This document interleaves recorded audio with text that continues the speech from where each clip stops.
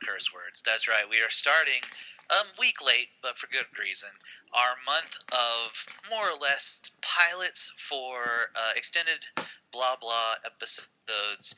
If we ever have a week where we're just not feeling the news, or there's not enough news or comments to go around, we can plug in one of these other shows that we enjoy doing, or maybe create an entire different series of podcasts. We're not sure yet. We just wanted to play with some ideas.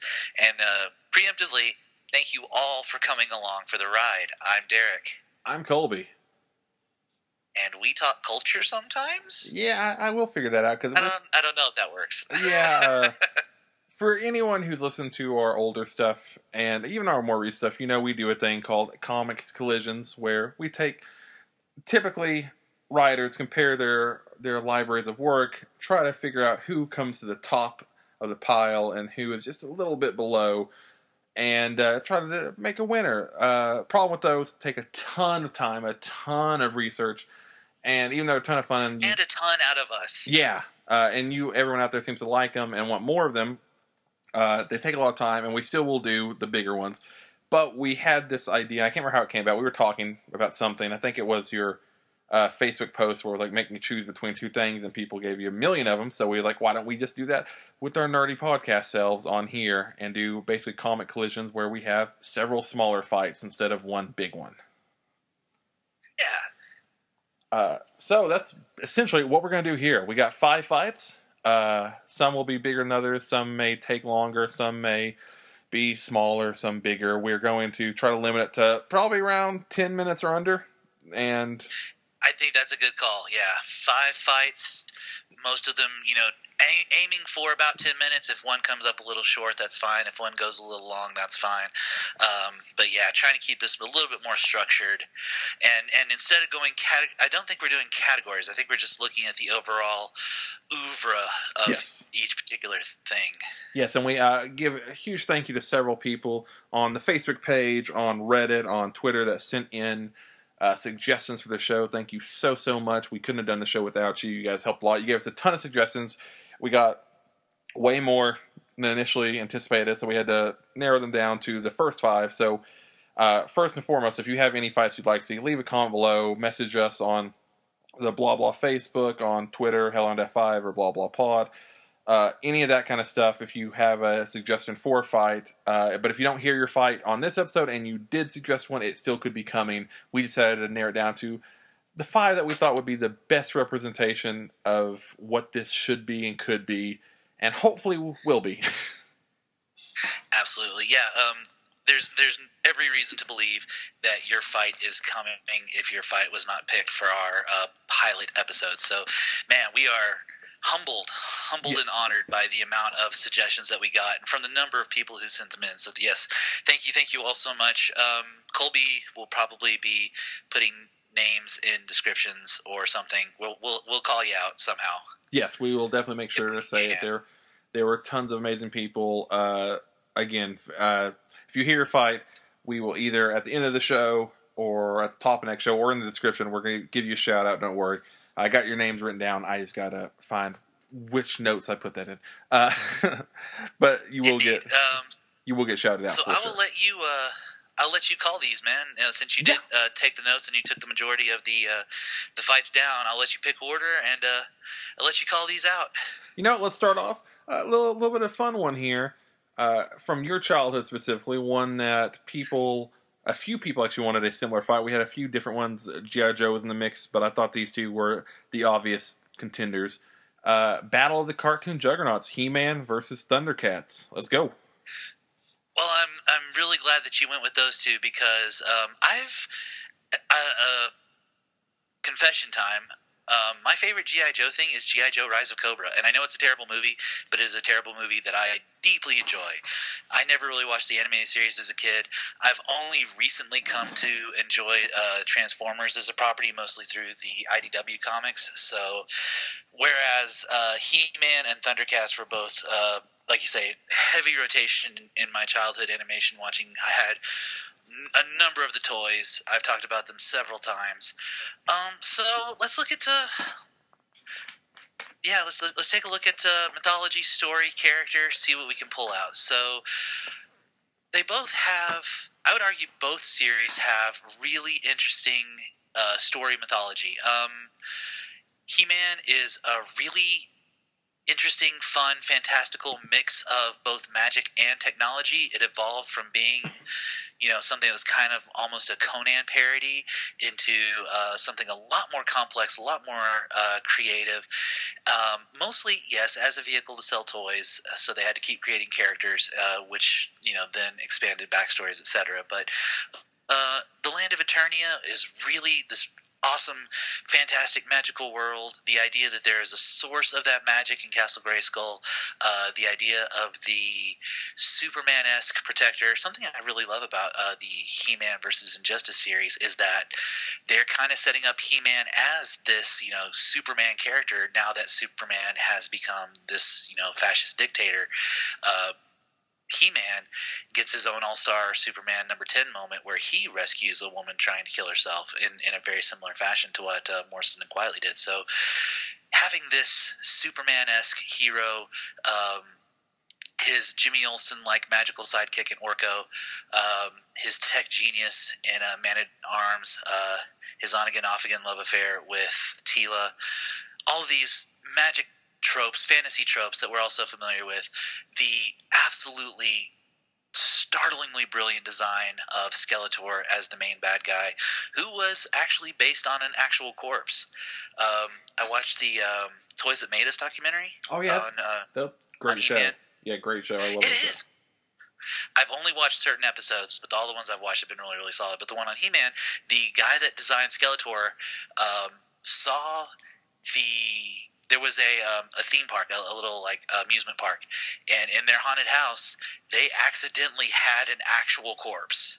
Yeah, like somebody had hung themselves, and it stayed as a prop decoration, quote unquote. It's like an urban legend, but it actually happened. And he saw that and was so frightened by it that it actually inspired his design for Skeletor. And I deeply love that story because I love the design of Skeletor as a bad guy. Now, Thundercats also actually has a really fascinating, I feel like, origin story as well. I feel like the pilot for Thundercats is incredibly strong. You've got these warrior cat characters who escape their world and have to go to Third Earth, but they have to live in cryogenic sleeping stasis patterns, and their mentor, their leader, has to stay behind in order to, again, in a very Superman-esque fashion, he has to stay behind to launch the ship so that he sacrifices himself so that they can live.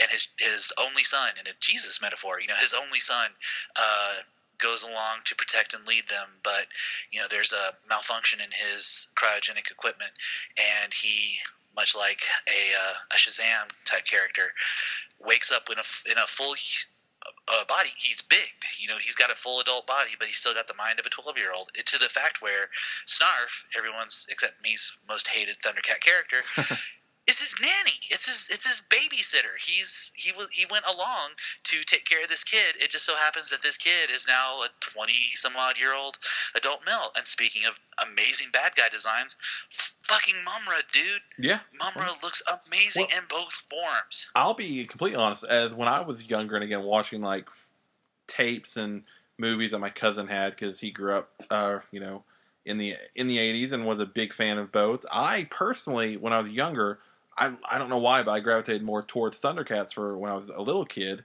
and up until however old, 9 or 10, because I don't know what it was about it, but like some of the villains, some of the character designs, and admittedly, they got a bit of, not a head start, a bit of knowledge from what He-Man did, and were able to kind of purify some of those ideas that... Right. They distilled a lot of the randomness of what He-Man did. And so some of the episodes and designs I preferred.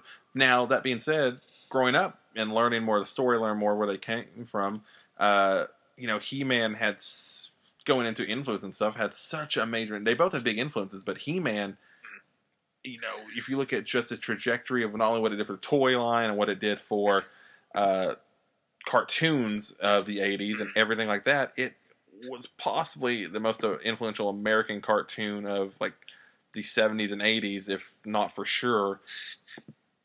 The only thing that I could possibly put up against that is that Teenage Mutant Ninja Turtles came out in like 1988 or 89, and that's the only genuine competition I could put up against He-Man as far as toys, and animation designed to sell toys.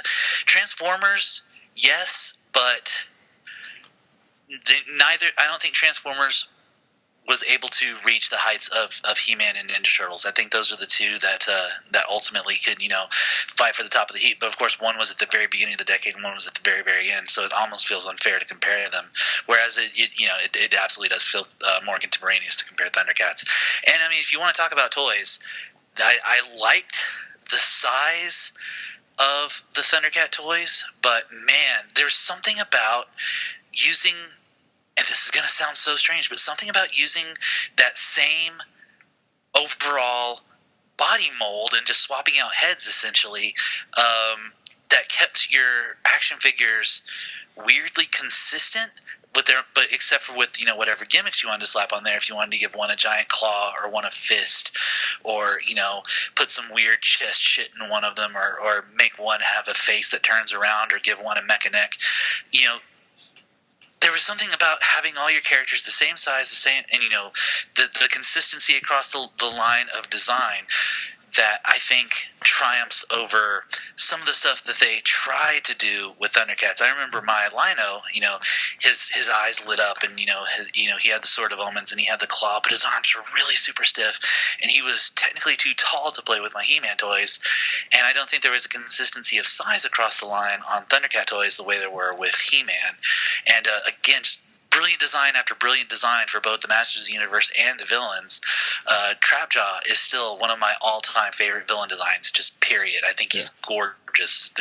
He's such a cool-looking character. Orko, for all his, all the hate he gets for the series, is such a cool design, I feel like. There's that mystery. What's under the hat? What's under the scarf? He's, there's a cool element of mystery to that. Well, I think all of this... No problem. All of this kind of comes back to when you're comparing the two. I think He-Man, because it was such an impactful force, and things like Thundercat spawned off of the huge success that they were getting because of He-Man, I think you ultimately always end up comparing it to, what started the trend and what followed and just became a big competitor. Right. And also, if you look, just looking at the legacy that He-Man has currently in today's culture... From memes to toys to pops, it's still around and still very, very, very well known. Where I think Thundercats, especially right now, when as we're recording 2018, they have a show coming out pretty soon that may change all this, but as of right now, does not have the presence that He-Man still does. Right. They tried to reboot Thundercats. It did not work. And admittedly, they did try to reboot He-Man in 2002, and that didn't stick around for more than a couple of seasons. Yeah. But the serious Thundercats take, nobody watched. It died an ignoble death. Hopefully, the Steven Universe style Thundercats, has a more of an impact on today's youth and culture to keep that name alive. But yeah. There's a reason that we're still getting He-Man comics to this day. There's a reason there's a Masters of the Universe film out there, even though it was made by Canon at their lowest. I think ultimately, and there's always the argument for who started it versus who refined and perfected it. The thing is, as like you said, Thundercats did refine and learn a lot from He-Man. I don't think they perfected the formula. I think He-Man and the Masters of the Universe ended up perfecting their own formula, over 2 or 3 years of figuring out how to link the cartoon to the toys and what the toys could do and the universe that you could tell those stories in. So yeah, ultimately, I feel like He-Man pulls it out over Thundercats. Yeah, I actually agree on this one because even though I enjoyed the cartoon more as a kid going back, I think you can just see the, basically tracing of Thundercats that, He-Man, although, they both have their very corny moments, both have their very dumb moments, both were very much of their time. Just look at what came first, what had the bigger influence, what had the bigger legacy, what continues to spark new properties, and which, what do people know more about, and which ones do people keep going back to. Again, the toys, redefined what a toy line was to such a way that, outside of the big example we just talked about, the toys that made us, they're the reason why they've had 2 seasons and there's not a Thundercats episode. There's Right. not a documentary. And their first episode is Star Wars, Yeah. and I think their second episode is Masters of the Universe, because Star Wars toys were the toys of the 70s. You cannot that's inescapable. Star Wars is the most popular action figure line of all time, full stop, period.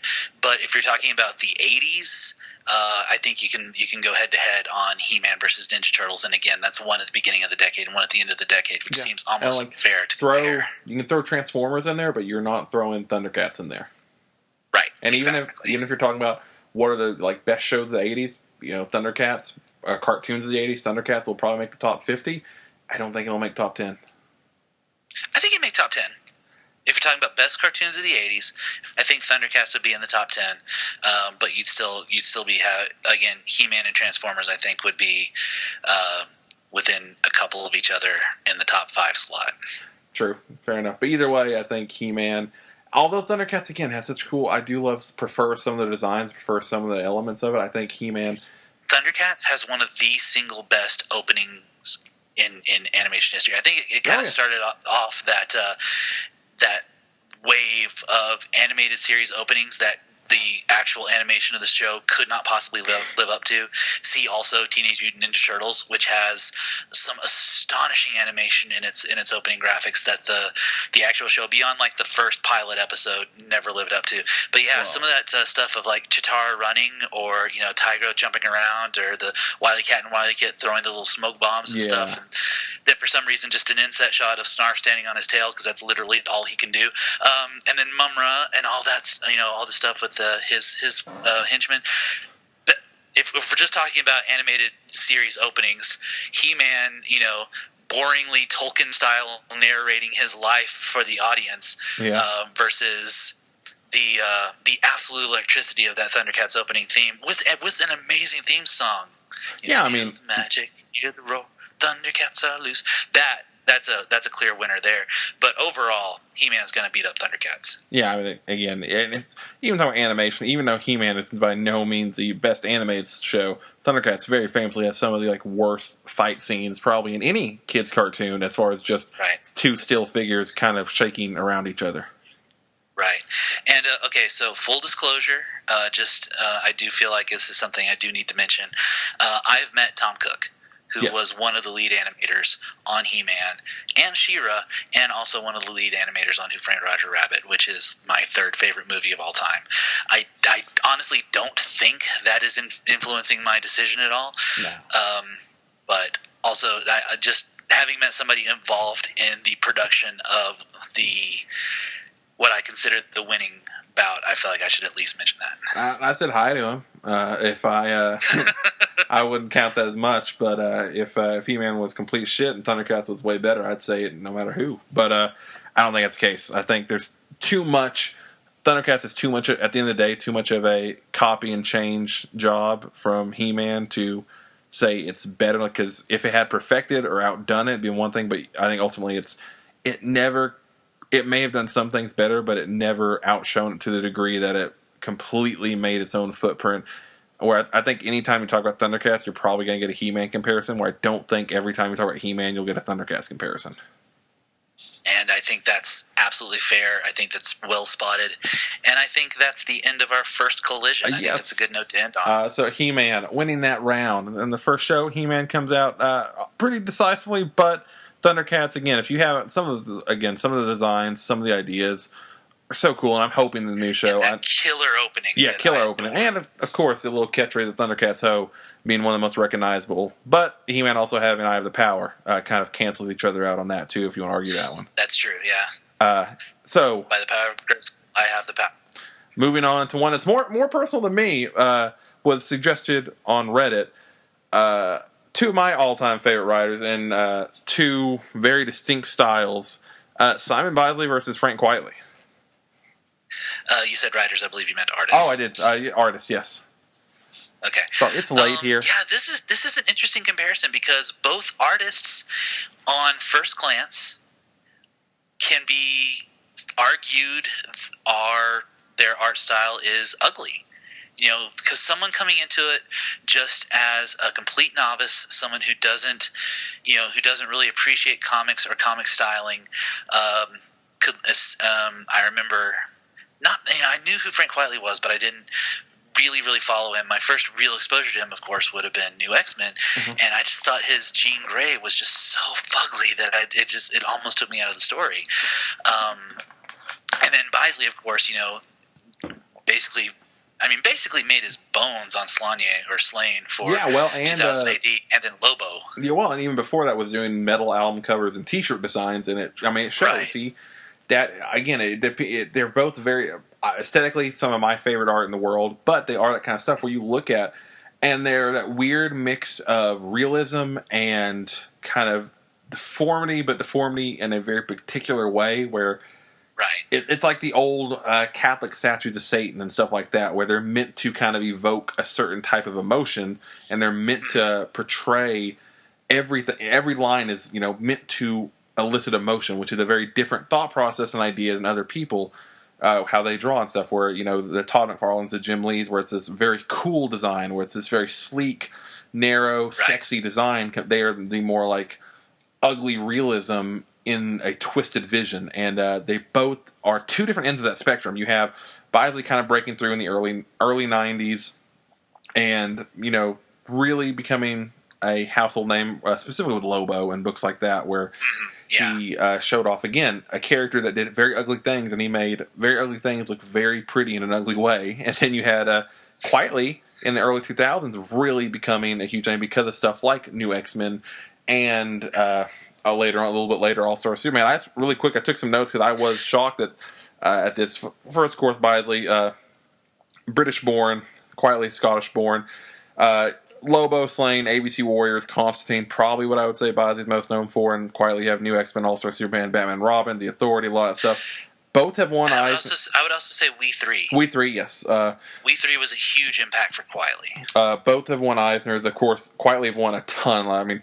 He literally won Best Penciler and Inker in 2005, 2006 won Best New Series, All-Star 2007, and 8 and 9 all won Eisners. Bisley won in 1992 for Best Artist. They both had very historic careers, and they both actually have a lot of content and a lot of great work. That's one thing about both these artists I will say. I think both of them, if you pick up a book from them and you like their style, you're going to like what you see. Neither, to me, have ever put out any art that's subpar. That I can absolutely agree with. I cannot think of a time I have looked at either artist and been like, this is not what I expect from Bisley or Quietly. Yeah. You know me, I am not a fan of Jupiter's Legacy at all. I think it's overblown and undercooked, but not the art. Yeah. Quietly did not phone that in for sure. The odd thing about Quietly, he's kind of, both of them too, actually, now I won't even narrow it down because both of them have this weird tendency where they just disappear for a few years and do very obscure projects and don't do anything at the big two for several years. Right. It's a very odd thing where they just kind of, they go in the background, disappear, they become like these weird, almost legends. And I think the one thing for me that Quietly has over Bisley, and not even taking my own personal bias out of it, because of his connections to Grant Morrison and Mark Millar, he's always had this team of people that he goes back to and writes or draws these incredibly drawings based off of what they have written, and does some amazing things because he's had an incredible team. I don't know if Bisley's ever had that team around him to really take him to the next level. No, I absolutely agree. I think Bisley's best collaborator, if I'm thinking correctly, Sam Keith. Yes, Sam Keith also has kind of that same dirty, angry style, but he's way more cartoony, whereas Bisley really does enjoy going with like the painted look, and then Quietly goes for hyper realism to the point of cartoony. My other thing I wanted to argue, because I actually agree with you, I would actually probably put Quietly over Bisley in this, but my only real critique that I can point to and be like, this is what separates them from me and what makes me appreciate Quietly more, is I feel like Quietly is a better panel-to-panel storyteller. Like, as a comic book artist, Quietly knows how to use a page better. I can agree, because I will say, I think both of them have drawn, in my opinion, if you honestly ask me some of my favorite covers in comics, out of the top 10, like 4 or 5 of them are from one of these two. From the Constantine Hellblazer covers that Bisley did in the final runs, which were... I know how much you love those, yeah. Oh, God, they are some of my favorite covers, period. And again, I think they both added... to me, they drew the definitive versions of characters for me, whether it be Superman and Kid Omega from Quietly, or better be like Constantine and Lobo with Bisley. They both have this very unique style that when I think of those characters, I think of their drawings. But I think you're also right, when it comes to panel to panel, I think Quietly might be a better artist when it comes to panel to panel. And I think Bisley might. I think his storytelling chops are stronger. Yeah, yes. Bisley's more pinup. Bisley's more cover. Bisley's more character design. Yeah, Quietly knows how to tell a story page to page, panel to panel. Yeah, because I think Bisley, he does a lot of he does some variance covers now and again, and I think his covers always grab you. They're always at the forefront. They always do this amazing thing. And Quietly, sometimes his covers are either basic or or they're always good, but they're never like. Sometimes he has a few that don't grab you. They're never bad, but they're not like you have to pick this up kind of stuff. They're very. The craft is on display, but they don't have the electricity of a Bisley cover. Exactly, but I do think you're right. If you're talking about overall artist in the field of comics, and a big part of that being motion, panel to panel, I do think leading the reader's eye. Yeah. And again, I think part of that really might be because Quietly did work with so many people like Morrison and Millar and so many others that allowed him to really express himself, where I don't know if Bisley really ever had that, because so much of what he has done has always been projects where it has been like the Danzigs hiring him, the t-shirt companies, the album covers, the Lobo shots that were made for those weird Christmas posters and stuff. And right, yeah. It was always that kind of stuff where they hired him for that. And I don't know if he's ever, outside of Slain and ABC Warriors and some of his early work, I don't know if he's ever really been focused on that either, because he clearly loves drawing these incredible, very intricate covers and posters and things. And I think that may be why, kind of in the later years, we don't see him doing a lot of full comics anymore, where Quietly still pops up and does full comics when he can and when he wants to. Right, exactly. That was a much better collision than I expected it to be. I'm not nearly as familiar with Bisley's work as I am with Quietly. I do appreciate him as an artist. I don't know if I like him as much as I like Quietly. But yeah, you brought up some really fantastic points. I'm not terrifically surprised Quietly ends up winning out, but you did make some really excellent points about Bisley, and you've made me really reconsider some of his work. And I've been meaning to read some more Lobo anyway, so yeah. This has me even more excited to hunt down some of that early Lobo. In fact, randomly, I have a Slain collection that I picked up from Star a long time ago, just a Warrior's Dawn, and I don't know if he's just got covers in here or something. It doesn't look like it's his interior art, but just talking about the character makes me want to revisit that as well. Yeah, he has I think it's the Death of the King or King is Dead. I think it's his big story. It's something like that, and it's one of those ones that's kind of hard to find right now. And 2000 AD is always weird, where you can buy the PDFs off their website, but you can't get them on Comixology, which sucks. Yeah, you have to buy 2000 AD stuff from 2000 AD, which is why I only have one 2000 AD collection digitally. Yeah. And even though I love the old weird, oh my God, bonkers 70s Judge Dredd, I've yet to actually drop the cash because it's only available through 2080's app. And I would love to if it was on Comixology. I would be buying that shit all day, because you and me both, man. You and I would both be dropping serious cash. But yeah, I'm with you. I do think if you're talking about all around specifically comics artists, I do think you have to go for Quietly, and also just the impacts he has had. I think Bisley has been more of a subculture influence and more of a influence on characters that were very, very big for certain times. And again, if this was a conversation in 1999, it'd be a very different outcome. Oh, of course, because Lobo would still be, a top-selling character. So, I mean, you have to look at books like Lobo. Yeah, I mean, I think he kind of defined the look of Lobo, but Lobo has kind of waned to this weird point, and it is odd where we're getting these 90s resurrections for so many characters right now, but Lobo still hasn't really had that. And they keep trying, and it never connects. they really need to, again, if you could get a Morrison or a Snyder or Donny Cates or anyone like that on a Lobo, I think they could, bring it back up. But I don't, at this point in time, I don't know who isn't already super busy. I think you need Donny Cates. You would have to have someone like you. If you're wanting an up and coming Donny Cates, yeah. And I hate to say this, Nick Spencer. Yeah, I could see it. I could see it. Nick Spencer has the asshole smarminess that I think would actually really work well for Lobo. Yeah. Or actually, he wouldn't do. I mean, a lot of these people wouldn't do it. Rick Remender, I could see doing a fucking crazy job on Lobo. Rick Remender would do his Lobo would be utterly fascinating, and he would never do it in a million years. Yeah, he wouldn't do it, but God, that would be cool. That would be a bonkers book. I could see Cates or Spencer doing a Lobo book, though. I think either one of them, if they ever got out of their Marvel exclusives. Yeah. I don't know if Spencer has one. I'm pretty sure Cates does.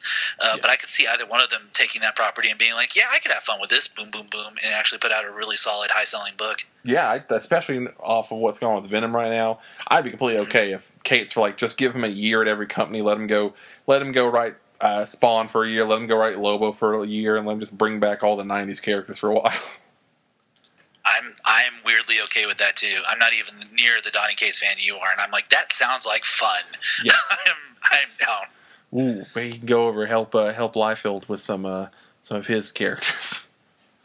Apparently, Liefeld did a variant cover for Shadowstar issue 1, and I might buy it. Yeah, he did.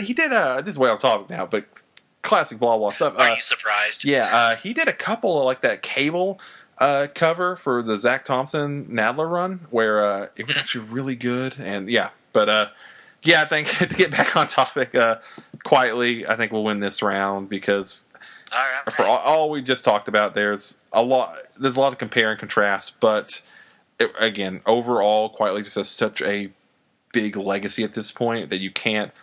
Again, just looking at the awards, looking at the characters they've worked on and the characters they've defined, you can't deny quietly has had a huge impact in the past 20 years.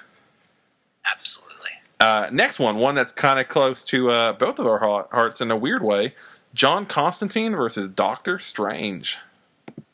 Yeah, this was the one that, man, a lot of these, I had a pretty easy time being like, I know which side I'm going to argue on.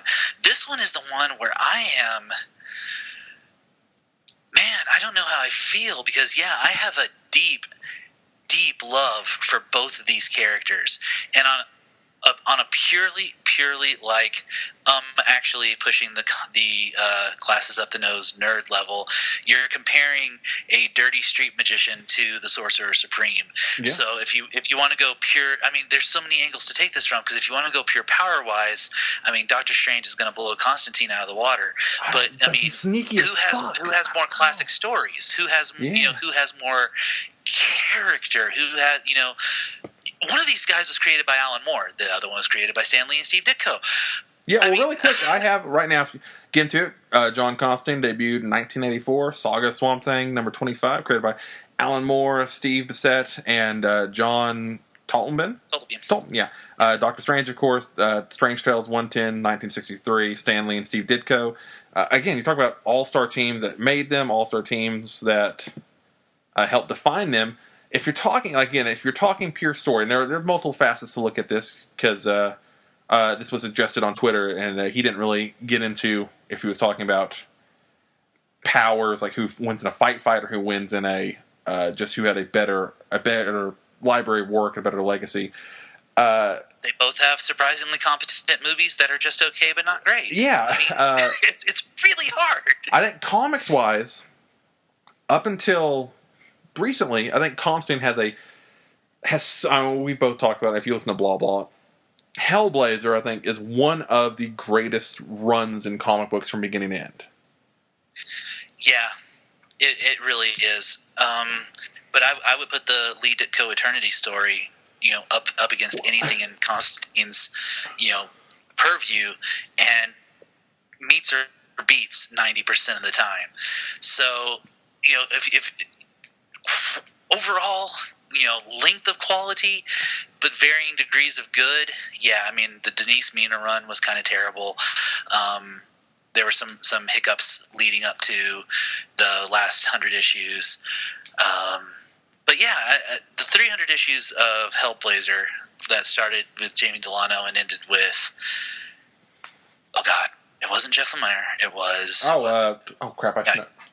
It's right over there. Hang on, I gotta jump over my bed to get the. I literally have these issues on a bookshelf on my bed. So hang on. No worries. I stopped collecting the trades with Mike Carey, and then I have singles for Warren Ellis and Brian Azzarello. And then I gave you everything past Brian Azzarello because I wanted to help you complete your Hellblazer singles collection. Yes. I'm an idiot. Peter Milligan. Milligan, yes, thank you. Oh my God, I was like, it's a British writer. They finished it correctly. Yeah, Milligan had a really strong end run on that. Really beautiful, haunting final splash page for Constantine. Man, I don't know. The other thing is, I know that Constantine is like literally the last time we did a best characters in comics, Constantine was your number one. Yeah, I mean, I would put him. I'm almost afraid to try to make an argument in the other direction.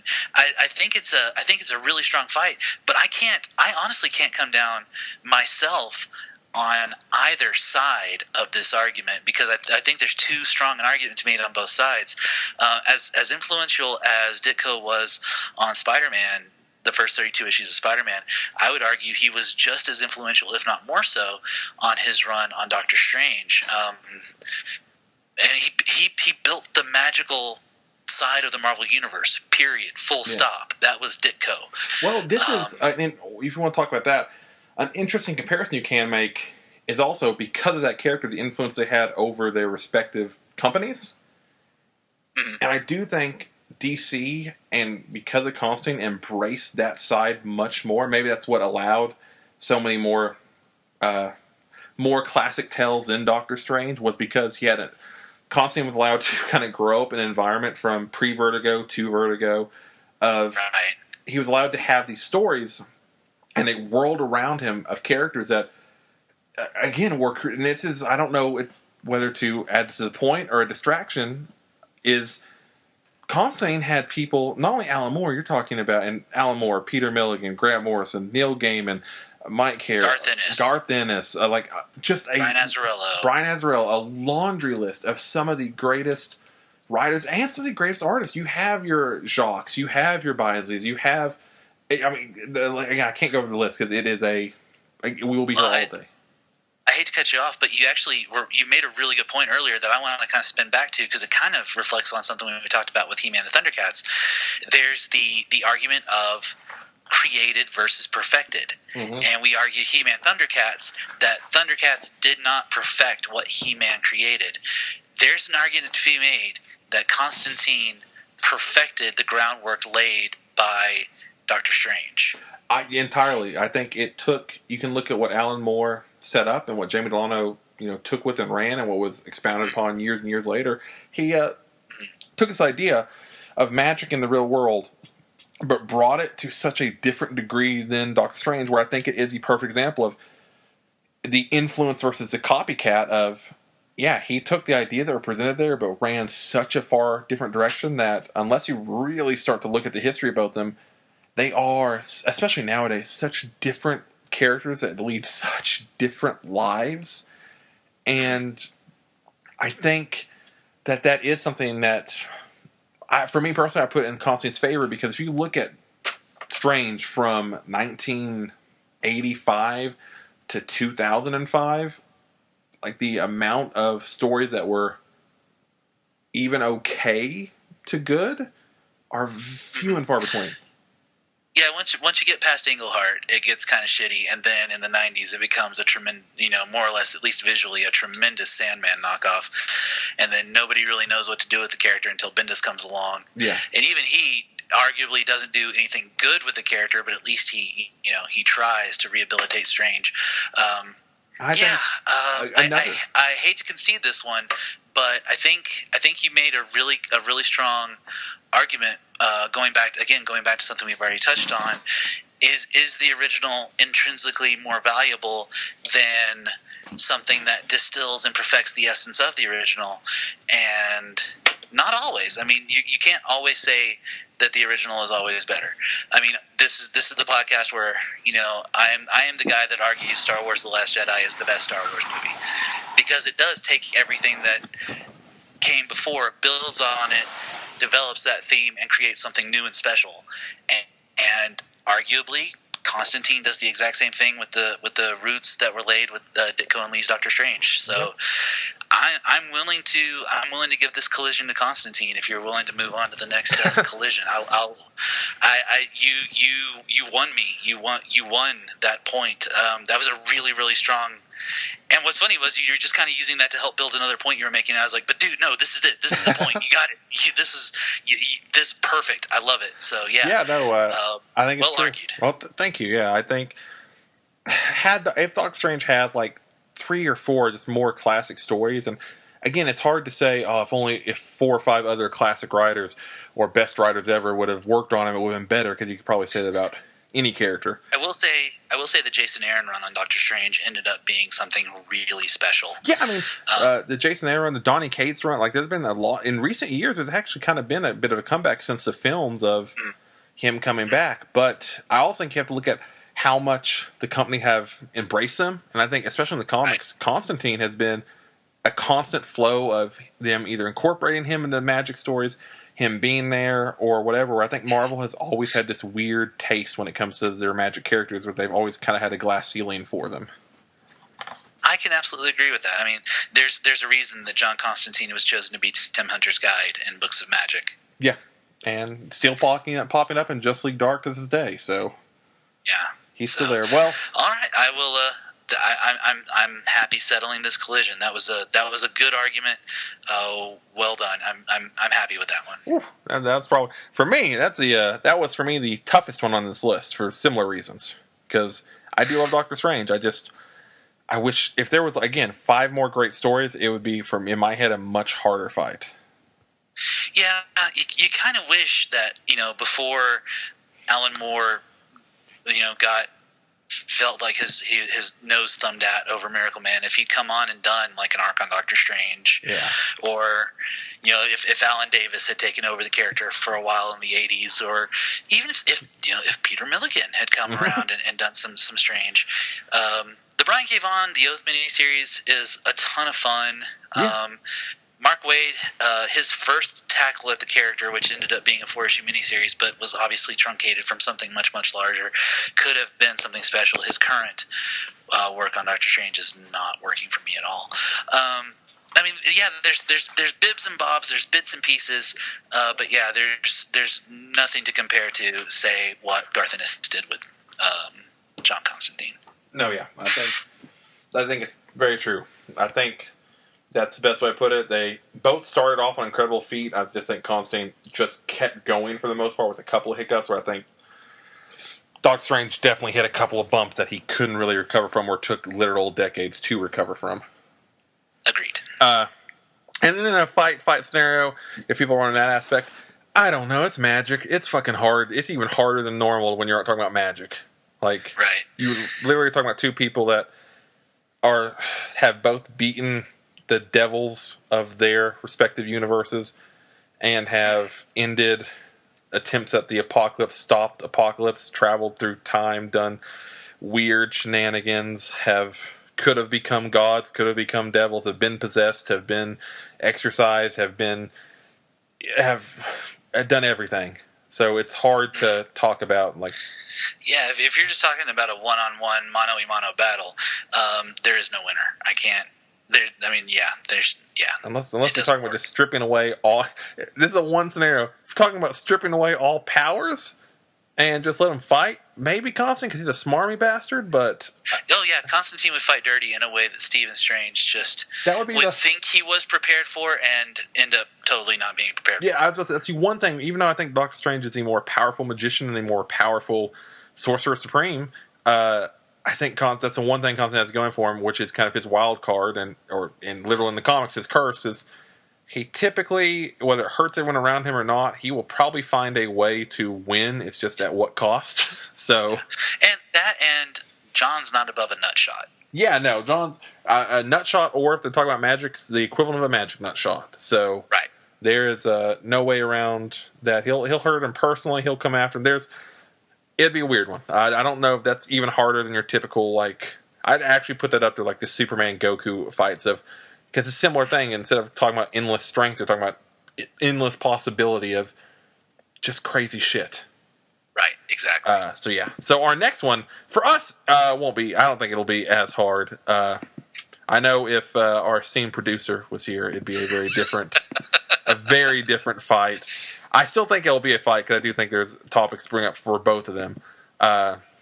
Next up, we're keeping this to Batman v Batman. We're doing Christian Bale versus Ben Affleck, who is / possibly was, because who knows what's up with Affleck, the better Batman. Because we won't compare their entire filmographies because they've both been acting for a long time, and we both are very personally invested in some movies of that. I won't say who because it would give away who would have won that fight. But and if Lance is listening, I don't know if he's been happy about that one.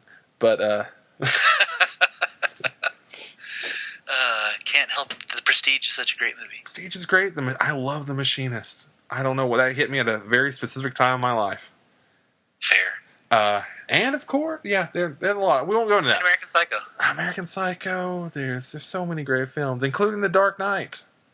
Yes. To bring it back, but we can't bring Heath Ledger into this either. That's not fair. No, that's we're not going to talk Henry Cavill. We're not going to talk Gal Gadot. No. We're not going to talk Gal Gadot. We're not going to talk Heath Ledger or we're not doing Tom Hardy. Yeah, we're not doing Christopher Nolan versus Zack Snyder. We're not doing that kind of argument here because that's a fucking weird fight. This is weird. Two directors I absolutely love who have at least one film in their filmography that I absolutely hate. Yeah. This is talking about who is the better Batman / Bruce Wayne. Yeah. And so good. You can start on this one, man. I've been kind of hogging the start spotlight. You take the initial on this one. It's a hard one for me because, again, take away the movies because clearly somebody was in the better films. And in my opinion, I've ranked Dark Knight the best superhero film for almost a decade now. So, and it hasn't changed. So that I'm taking that, like you said, take Heath Ledger out, take all that out. For me personally, I think the best Batman scene, in my opinion, was done by Ben Affleck in BVS. That Batman fight scene, to me, is I think it's the greatest filmed Batman scene, the warehouse fight scene.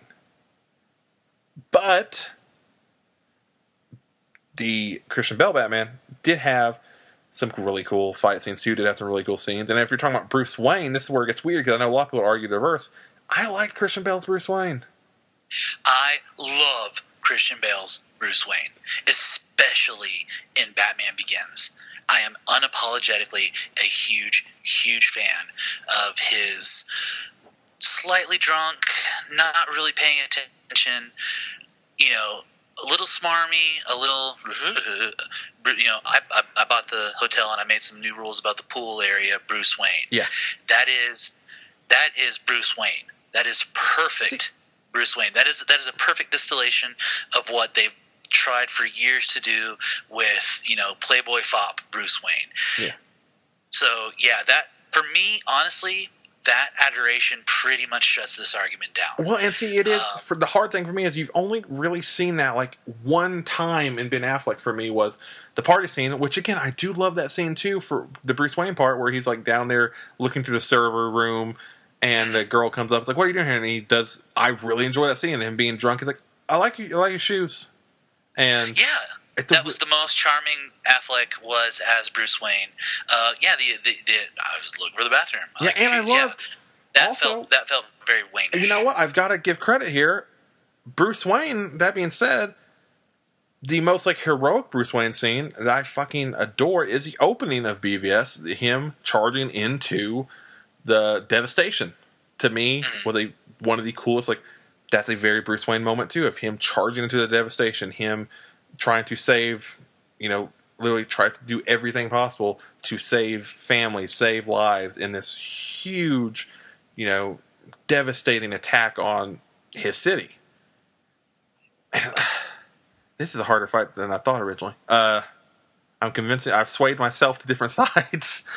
There were some definite pluses. I mean, the argument's been made even by people who strongly dislike the BVS film that the best part about it was Affleck's Batman. Yeah, and there's a lot of truth to that.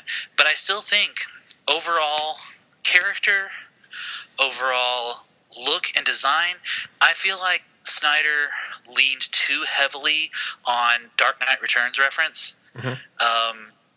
The Just for Men touch of gray on the temples. Affleck, like, okay, and this goes back to me and my love of Neil Adams and Jim Aparo. The idea of Batman with more of a thinner swimmer's body that's basically all muscle, but he's also, he's not jacked. He's not a CrossFit bro. He's got that tone to him that I feel like Bale pulled off.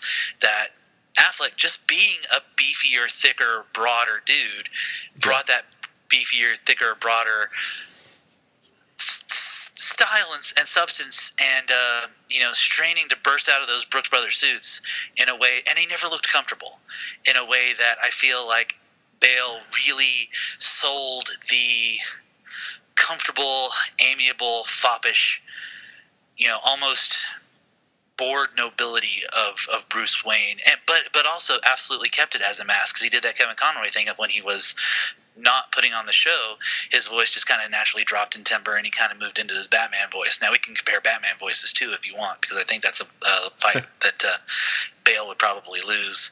Yeah, that's though not necessarily due to his own fault, because at least with BVS they really did move all in on the voice changer. Yeah, I was about to say, I don't know, because I don't know if you can really fault entirely, because I think if Ben Affleck was said, you like, hey, do Batman, but we're not doing a voice changer, it's been very hard to do, because I know Christian Bale. The other thing, I'm sorry. Go ahead. I was going to say Christian Bale definitely, he did something that's weird, because you can see the evolution from the first to the third movie, where he does lean more and more into the gravelly growl as Batman, and I don't know. It's one of those things where it never bugged me as a fan watching it, but it was one of those things where you could never deny of like, man, that does just keep. Well, one of my favorite things to do, just to entertain myself, is to do my Christian Bale at the end of Dark Knight impression, where it literally sounds like he has a cold. I killed those people. Yeah, no, he. Did Harvey. Yeah, but the other thing we're not really taking into account, probably because you haven't watched it nearly as much as you've watched BVS, there are two Affleck as Batman performances. We have not talked about his performance in Justice League at all. Which I mean, he's in such a lesser part of that film to begin with, but it's also, he doesn't care. He's so clearly, his eyes are on the craft services table the entire film. Yeah, I mean, there's a couple of decent stuff in there, and there's a couple of moments, but again, like I said, I haven't watched it. But I feel like you're picking out one or two moments that you're really, really liking versus what I think is a more competent, complex portrayal. Yeah, well, I'm just trying to think of, that's the problem, we don't have as much to compare, because both of the films, he hadn't had a Batman film, so even BVS, it's like, I'm trying to think what were his moments. It's like Christian Bale, the interrogation scene is great, but I don't know how much of that is Christian Bale. How do you mean?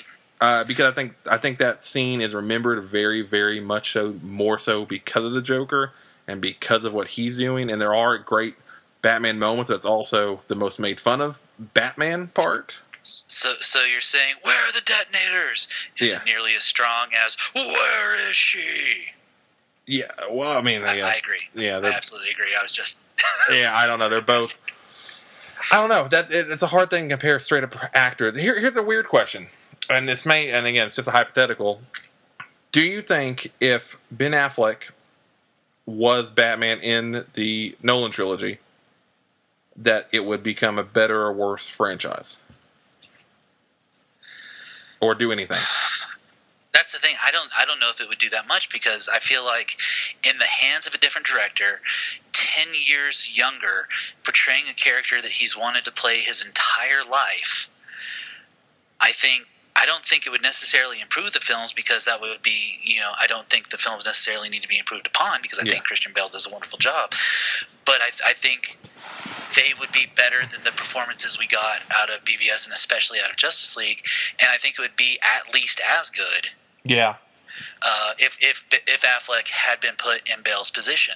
But again, you're looking at an actor who's 10 years younger, who's much more excited and jazzed up about the role, and under the hands of a very different director with a very different outlook on how the character is treated. I mean, the reason Bruce Wayne is a CrossFit bro, and I'm not saying this as a negative, I'm just stating this as a fact, is Zack Snyder is a CrossFit bro.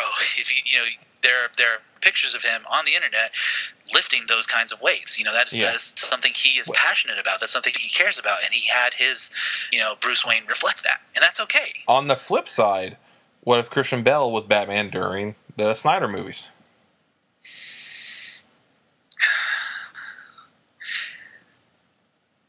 I don't think it would have worked as well, mostly because I don't see Bale and Cavill having the same kind of chemistry that I feel like Affleck and Cavill ended up having. Yes, this is. But again, I also don't think that I would love to see Bale work under Zack Snyder so I can get a feel of what he would do under that kind of direction.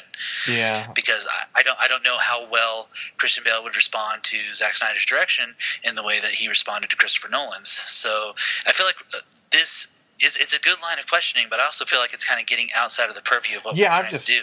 I'm trying to find a way. Directors is the same as actors. Yeah, I'm trying to find a way to compare, because that's the biggest issue I keep coming to my head, is because you do have 3 full solo Batman films versus. Right. I mean, Ben Affleck has technically been in 3 films, but it was never a Batman solo venture. Right. You had BVS, which, he was in a good amount of it and was very good. Arguably the protagonist of BVS. Arguably, and I think that is some of the best Batman we've ever gotten, in my opinion.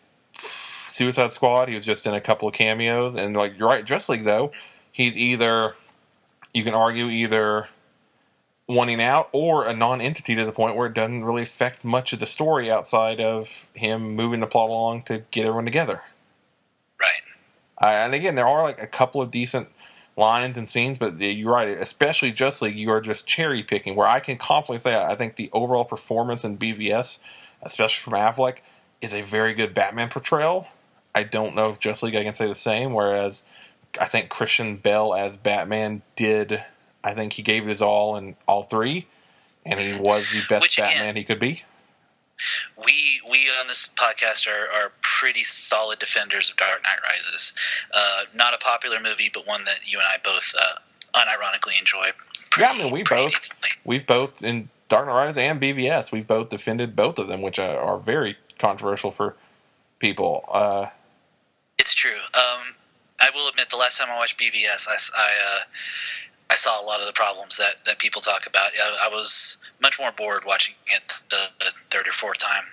Yeah, but it is a very long film. Yeah, that's also a 3rd or 4th time watching a film, so it's hard to. 3rd or 4th time watching a 3-hour film. Yeah. Yeah. And Dark Knight Rises had the Phantom Menace effect, where everyone loved it, made a ton of money, and then people started being like, well, maybe I don't love it so much. So that's also a weird distillation of a certain time frame. Yeah, absolutely. But I do think, for me, I almost don't want to give it to Bale, but I feel like I kind of have to, just for the simple fact of you have 3 films where he gave it his all. They all have very good Bruce Wayne moments, all have very good Batman moments, and you have Ben Affleck where he had one film that clearly gave it his all, and I think some of the best Batman we ever had. But then you have another one he's barely in, which is kind of you can't really even throw it into the equation, and then you have Justice League where again it's either he's not doing great, or what he's doing isn't great, or he doesn't care, or he does care but doesn't know what's going on, or it's edited to shit. And as much as I hate to say it, if you're talking about who's the better Batman, you have one of the best films and 2 very solid films versus a very divisive film, a very divisive film and a universally film. Yeah. One more thing I'm going to say, it's an incredibly controversial opinion, and again, it came out of watching the film very, very recently. That fight scene, that famous fight scene from BVS, where he takes on the room full of thugs, I actually feel like it's a little overdone. There's just too much in it. There's the Batman clearly murders a couple of dudes, which that's a stickler for me. They may be in a coma. I'm all about Batman, but that crate bashes that guy's brains against a wall, and he could be a vegetable. He could be a vegetable. And then also, I don't know why, but it's always kind of bugged me that somebody gets close enough to Cap 2 in the back of Batman's cowl, and it's not that the cowl blocks bullets. I'm actually completely fine with that. Yeah. I'm just like, if you want to show this Batman as being, back on his game, and this is, your father's Batman, this is the classic Batman, this is the Batman fight scene we've been wanting literally our entire lives, and multiple generations of Bat fans' entire lives have been waiting for this fight scene. Batman getting stabbed, weirdly, I'm okay with. Somebody getting up that close on Batman and getting a gun on him and actually firing off some bullets, it doesn't sit right with me. It was my head. It was there for them basically capturing the Arkham Asylum combat. It was just more realistic to the Arkham combat. I know I got shot a lot in that game. Fair, yeah. I just it was just it's a minor nitpick. Oh God, sorry, my cat. I just clawed the hell out of my hand. We were playing, and I did not expect to get a claw that deep. And he doesn't agree. He doesn't agree. He does not. But yeah, like I say, that is a minor. Yeah. And like I say, super controversial opinion. I'm not saying it completely ruins the fight scene for me at all, but it's just like that and the crate hitting the dude. I'm just like, those just a little bit too extreme moments for me, where it kind of takes me out of the otherwise incredibly well crafted fight scene for a second. But yeah, I too, I feel like Bale ultimately takes the crown on this one, and it may just be that we had 3 Batman films devoted to Batman, devoted to Bruce Wayne, and devoted to this actor portraying this character, versus a film where he is not even ostensibly the protagonist, but ends up kind of taking over the protagonist role in this, controversial, fun, messy film.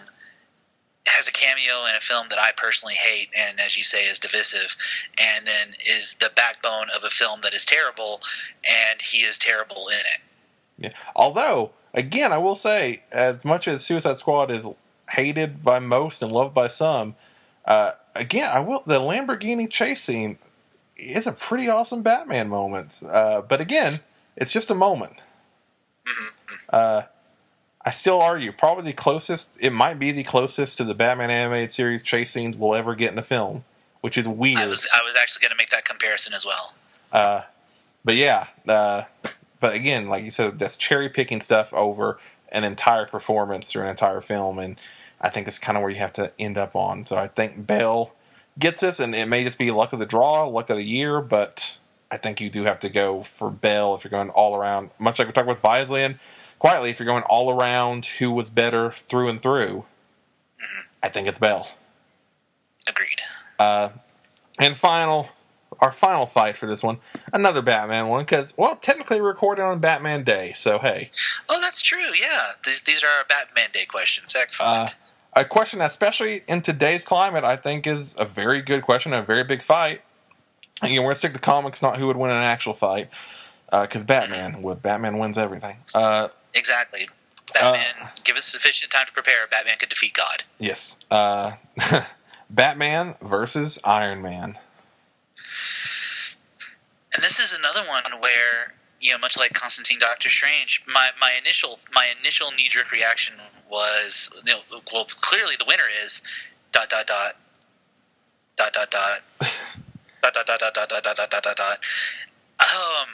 don't know. Yeah, because the knee-jerk reaction is Batman. Because I mean, if we're just comparing classic stories, and stories that are universally recognized. I mean, because yes, Demon in a Bottle is a classic story, but if you polled 100 casual people and said, "Hey, have you heard of the story Iron Man, Demon in a Bottle? Have you heard of the Batman story? Name a Batman story." The Batman story would more than likely be chosen by the majority of those people. Yeah, I mean, that's... But I don't think that's necessarily just the be-all, end-all of this. No, I don't either. Really quick like that, we'll go over some quick facts for those who would like him. Batman very famously debuted Detective Comics 27 March 1939, Bob Kane and Bill Finger. Iron Man, Tales of Suspense 39, March 1963, created by Stan Lee, Larry Lieber, Don Heck, and Jack Kirby. So you have, very, very famous debuts, very famous people who made them. But again, so it actually might be the credit of this fight. Bob Kane and Bill Finger became famous because of the Batman creation. Right. Nothing else from. If you ask them anything else, I don't know if I could name anything else they'd written or drawn. To be completely honest. I was trying to think, and I know Bill Finger had a hand in at least one more popular character, and I'm blanking. Whereas, Stan Lee always kind of lamented that he could never make Tony Stark work, because he specifically made Tony Stark to pwn the hippies, basically. He was like, I'm going to make a comic book character who, loves America, hates communism, is an industrialist, and is, in fact, a weapons maker, because, Vietnam War hadn't actually gotten, we weren't too deep into that yet. That wasn't really a thing. And he was, small c conservative at the time of creation. And he really wanted to make this big industrialist hero, and never could really land, could never make the audiences fall in love with Tony Stark the way he really kind of hoped they would. It is funny that is an interesting comparison. It is funny that what made him eventually be what people fell in love with Tony Stark would eventually be him disowning the idea of being a weapons dealer and disowning the ideas of all this crazy monopoly and stuff, and giving into the more like hippie-esque ideas, actually. Yeah, for sure. And then also, I mean, the whole reason Iron Man is even a thing is Robert Downey Jr. I mean, we have to give credit due. We can kind of go back to Last Fight. Here's the problem. Iron Man films, great, beloved films, starring Robert Downey Jr., make, anywhere from $800 million to $1 billion, and including Avengers film stuff, mostly a lot because of Robert Downey Jr., because of the first Iron Man film, because of stuff. A Batman film, again, this is a dumb thing to say, but I feel like it's worth saying. A Batman film, even like BVS or Justice League, just by having Batman in it, will make $600 million just by characters like that being in it. And it can be a film like Justice League, which no one really gave a shit about, and can still make $600 million. Again, a film no one gave a shit about, even though it wasn't profitably successful. You gotta remember, $500, $600 million, whatever it was, but mostly because people were like, oh, it's got this character in it, and most of them being like Batman and Superman. I feel like that is something that the character, despite all these recent bad years, the next Batman film, people will still go see it. Yeah, but I mean, you're not arguing against Iron Man in that statement either. Well, I will say Iron Man, once Robert Downey Jr. leaves, I'll put it this way. If the MCU had the same track record the DC films right now did, and Robert Downey Jr. left Iron Man, the next Iron Man film may not... I don't know if a lot of people would see it. I know it's a different world, but I'm just saying, if the MCU and DCEU switch places right now, and the first Iron Man film, say it was good, and RDJ left, I feel like you said it. I feel like today's success of Iron Man is almost more connected to Robert Downey Jr. than the character himself. Okay, I see what you're going for there. I gotcha. And that's my only thing, because again, we're not going to talk about... I'm trying to not talk about like legacy of comics, because that is such a hard... Because you're right, you have Demon in a Bottle, you have some other decent stories, but again, you're comparing them to a character that literally every famous writer has had a hand in, basically. Yeah, exactly. And has written... Most of them have written a defiant... You're talking about a character that right now has literally had about... If you include Morrison and Steiner's run, we're talking over a decade of great to arguing the best comics ever or best modern superhero comics ever for almost 13, 14 years straight. Yeah. And Iron Man has not had bad comics here lately either. I will say, I mean, I haven't been reading them, but a lot of people have enjoyed I would argue since Matt Fraction's run, which is also, the last 13 years or so, 10 years anyway, Iron Man has been very, very solid. But again, it's a very modern take on the character.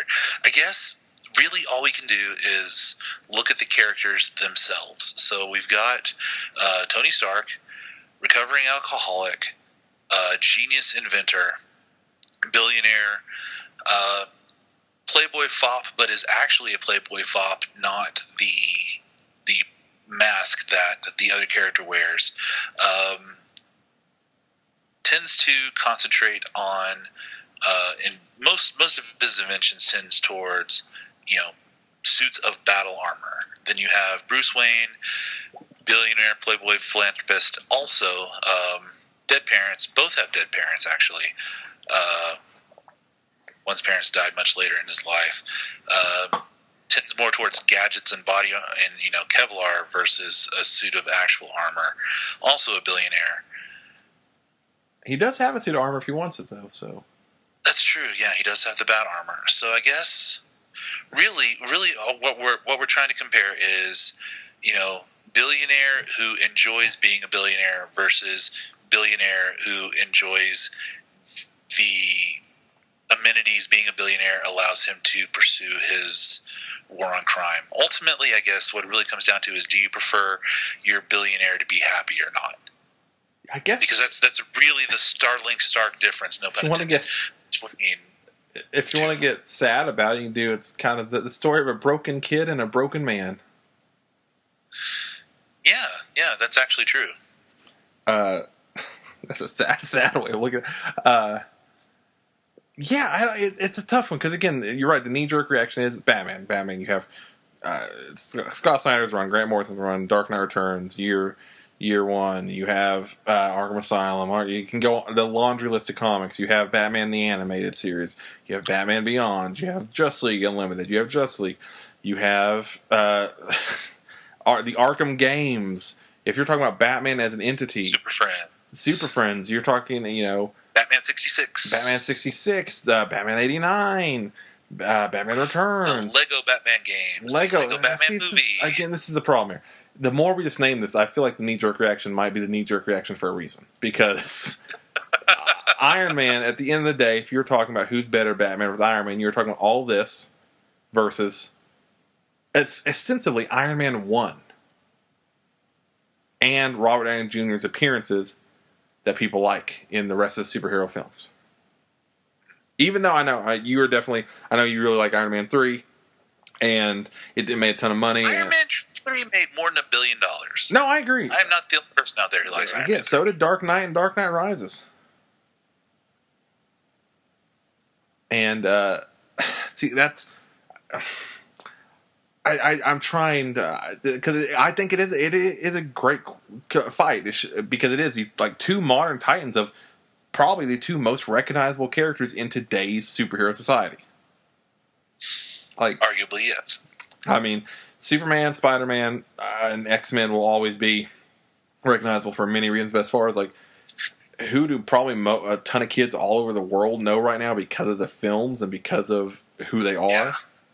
The only one I would argue is, I don't know, Captain America may actually usurp Iron Man at this point, possibly, but I don't know. I feel like they're neck and neck. They probably are close. Yeah, I don't really know. I mean, because of the success of the MCU, it has brought a bunch of those characters to.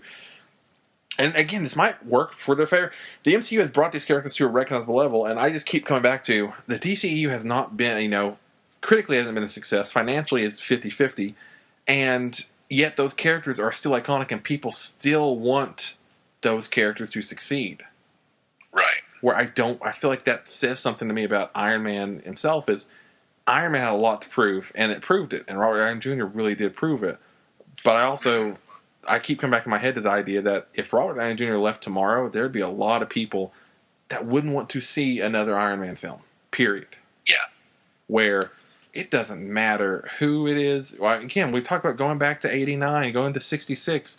The amount of Batman we've had, there's a reason why there's been that many and why it's a character that now has had like the James Bond level of so many different people playing it. I was about to say, I am actually willing. Again, I think Batman is actually ultimately the winner of this collision. But my suggestion for our next collision, Batman versus James Bond. Yeah, that would actually be.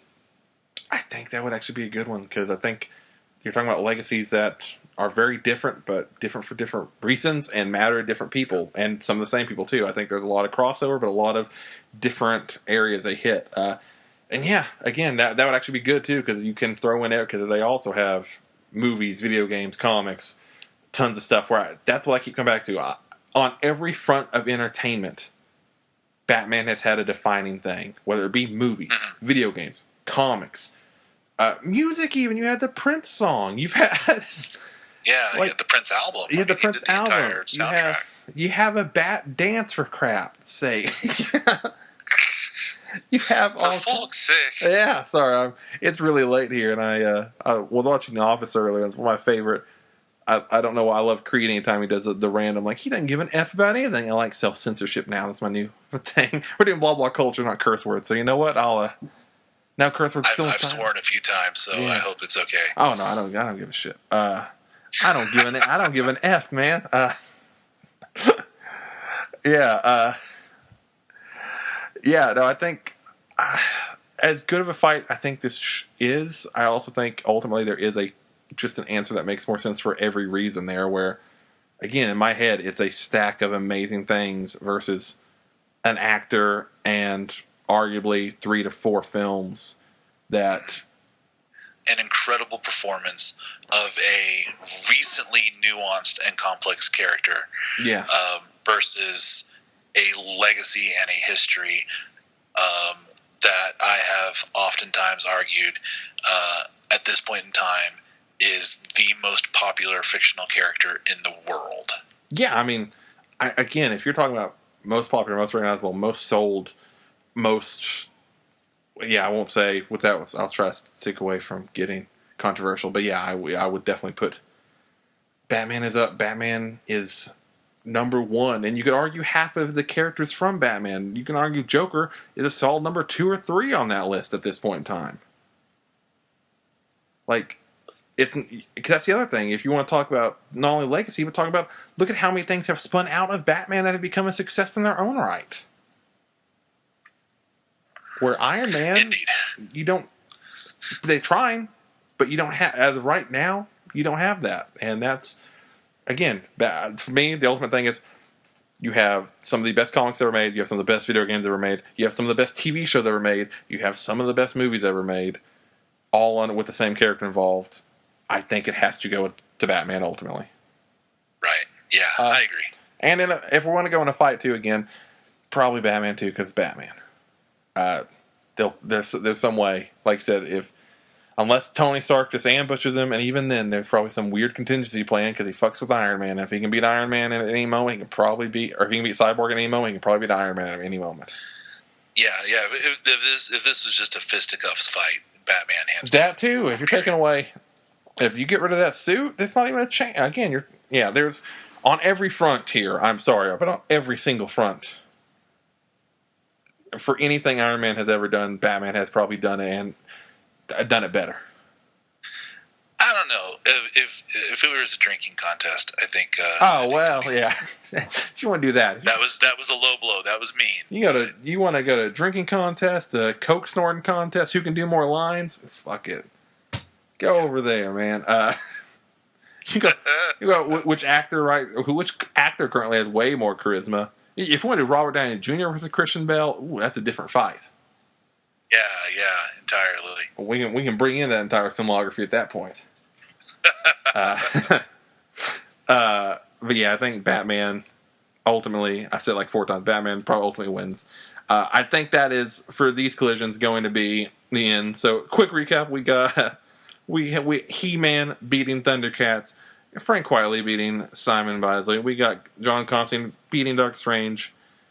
Christian Bale overcoming Ben Affleck. And Batman beating Iron Man to sum up this very first episode of what would be comics collisions, mini fights, whatever it ends up being labeled as when I put it up tomorrow. I hope you guys enjoyed this first episode. It's definitely a different vibe. I kind of enjoy it. It's very different than the normal collisions feel. It is.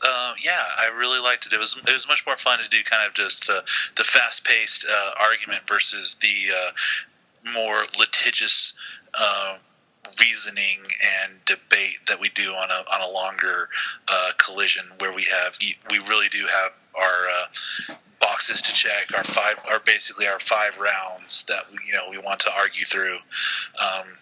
Yeah, and that was a tremendous amount of fun, dude. Yeah, no, and I think most of these, again, we'll probably, for anyone putting suggestions out there, we will definitely take any suggestion. We will look at it, compare it. Most of these, I will warn you, we are probably ones that we are aware of, know a good amount about, and have somewhat of a passion for it, just so it is an actual talk and not just us Googling facts about something.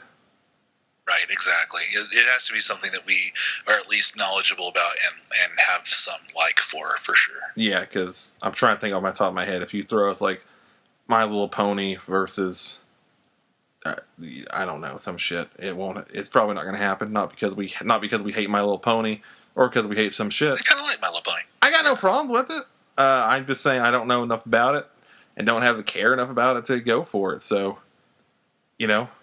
but maybe, again, who knows? Maybe we will argue that. Maybe we get a Teletubbies versus Paw Patrol argument up in here.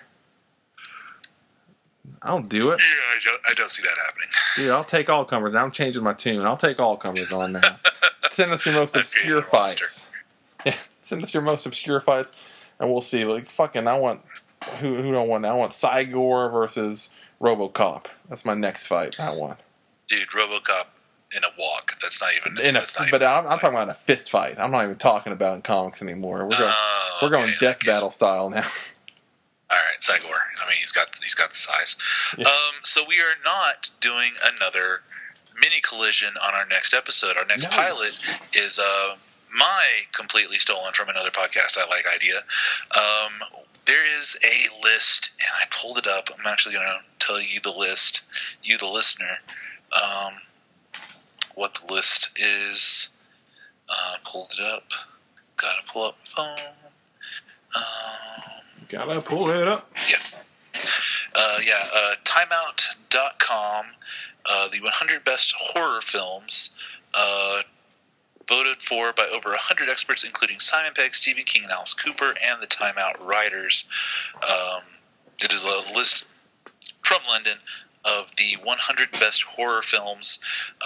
We're not going to do these in any kind of actual order, but we are going to start with number 1, which is, of course, The Exorcist. So Colby and I are going to break down, talk about The Exorcist, talk about our feelings about The Exorcist, say whether or not we feel like it should be voted the best horror film of all time, cultural impact, all that fun stuff. Yes.